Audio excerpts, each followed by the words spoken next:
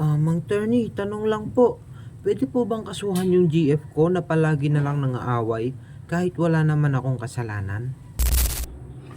Karumal-dumal ang sinapit mo, bata.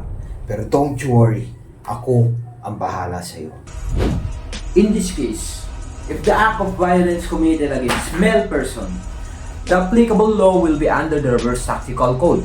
Pwede kang magsampa ng kaso na serious, physical, emotional, and spiritual abuse dahil sa ginagawa niyang pangabuso ng walang kadahilanan sa'yo.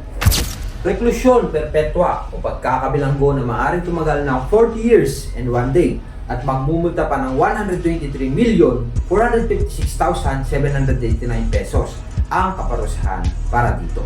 Tandaan mo, bata, tao ka rin, may karapatan ka, may damdamin at nasasaktan. Kaya kung ako sa'yo, hiwalayan mo na yan. Red flag yung mga ganyang babae.